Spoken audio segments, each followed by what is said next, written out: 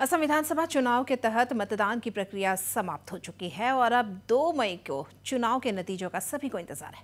लेकिन परिणाम आने से पूर्व कांग्रेस नेतृत्व वाली महाजूट को हॉर्स ट्रेडिंग की आशंका सता रही है, जिसके कारण AIUDF और BPF के बाद अब कांग्रेस भी अपने उम्मीदवारों को घर से होटल में शिफ्ट करने जा रही है। देखिए हमारी रिपोर्ट।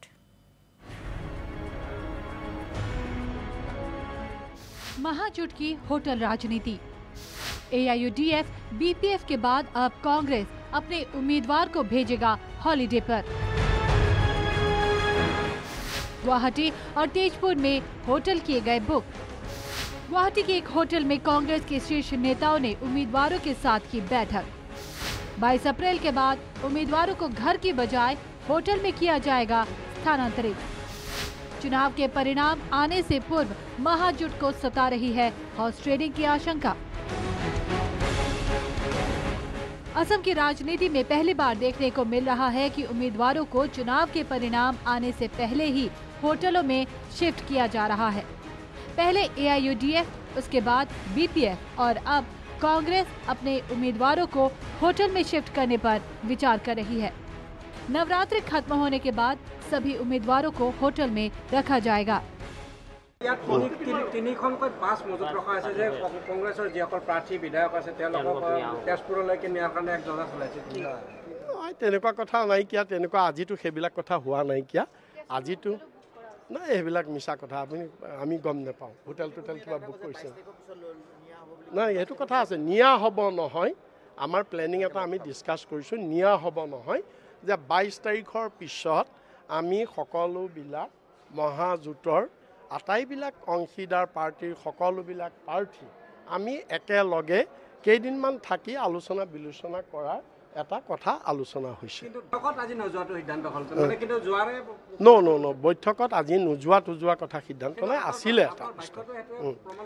সেইটো নহয় তেনেকুৱা কথা হোৱা নাইকিয়া। আপুনি মিছ ইণ্টাৰপ্ৰিট নকৰিব।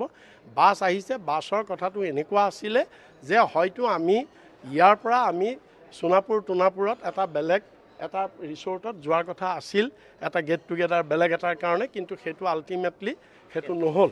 সেইটো কাৰণে কিন্তু অন্য কোনো কাৰণে আজি বাছ নহয়। सवाल उठता है कि कांग्रेस नेतृत्व वाली महाजोट ऐसा क्यों कर रही है। जवाब साफ है, हॉर्स ट्रेडिंग की आशंका। लेकिन महाजोट इसे मानने से साफ इनकार कर रही है। हालांकि कांग्रेस के प्रदेश अध्यक्ष रिपुन बोरा का कहना है कि हमें भाजपा से सावधान होने की जरूरत है।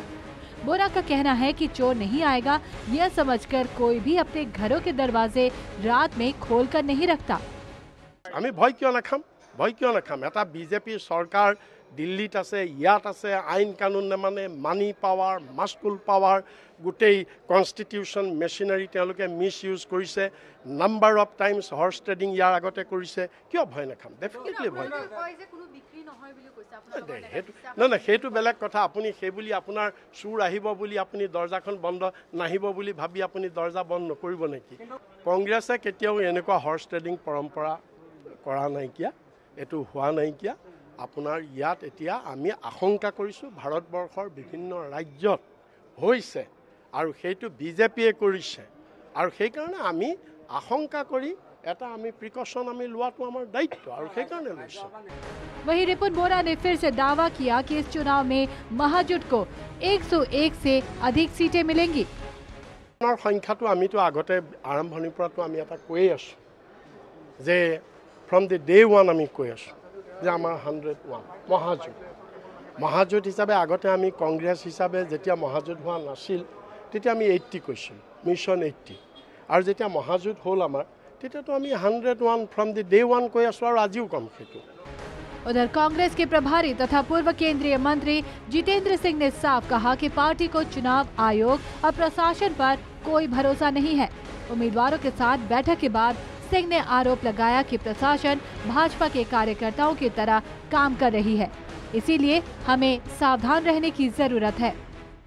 इस बैठक में हमारे कांग्रेस के सभी प्रत्याशी हाजिर थे और इस मीटिंग के अंदर काउंटिंग की किस तरह से तैयारी हो, किस तरह से, जैसे मैंने पहले भी आपको बोला है कि इलेक्शन कमीशन के ऊपर कोई भरोसा नहीं है हमारा, एडमिनिस्ट्रेशन के ऊपर भी हमारा भरोसा कम हो चुका है, क्योंकि बहुत सारे लोग भारतीय जनता पार्टी और उनकी कार्यकर्ता के रूप में काम कर रहे हैं।